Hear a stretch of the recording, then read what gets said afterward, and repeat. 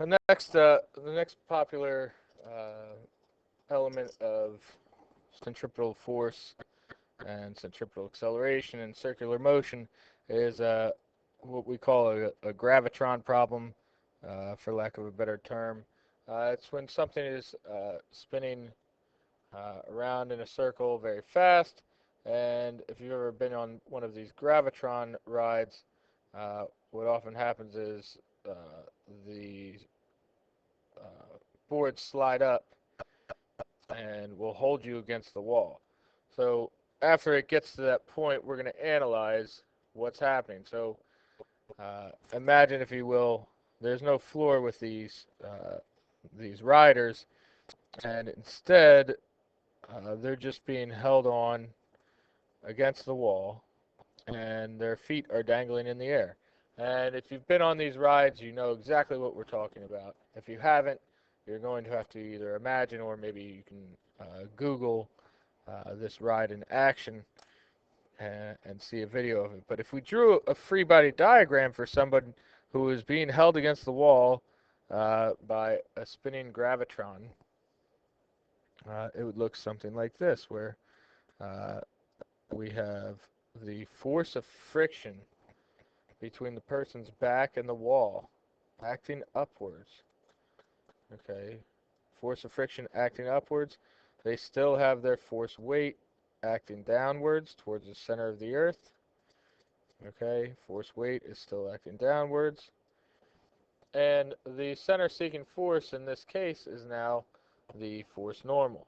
Force normal is the only force acting uh, towards the center of the circle as this gravitron is spinning around and around. So if we take this free body diagram, okay, and we analyze it, and we want to draw an equation, or write an equation for the coefficient of static friction that you'd need to keep somebody from slipping, uh, let's see what we can derive with that. First thing we should note is we can notice that the force of friction in this instance is equal to the force weight. Force of friction is equal to the force weight. And another thing we need to note is that that centripetal force, net force, notice the net force is equal to mass times acceleration.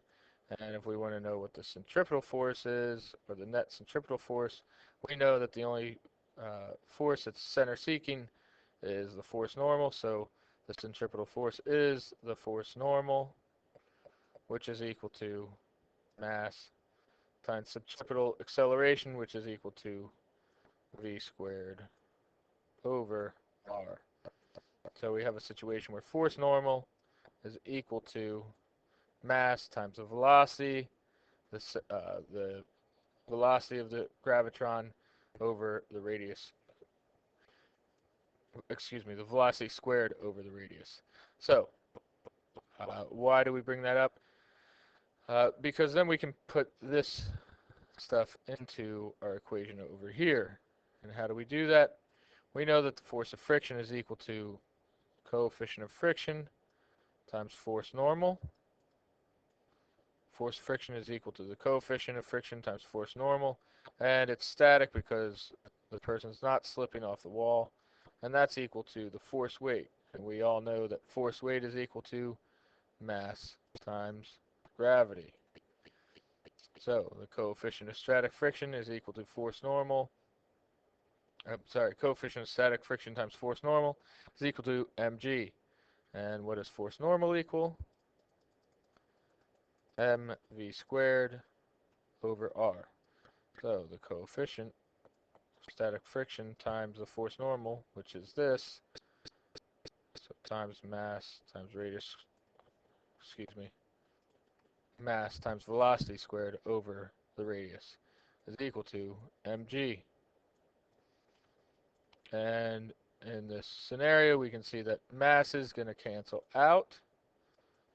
Mass is going to cancel out, and we're trying to figure out an equation for the static coefficient of friction. So we can multiply both sides by r, and that would cancel these two out. And we can divide by v squared. Divide by both sides by v squared.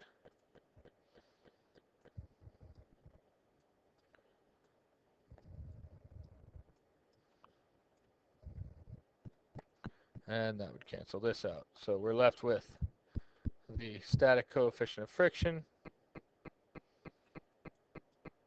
equal to g gravity times the radius over the velocity squared.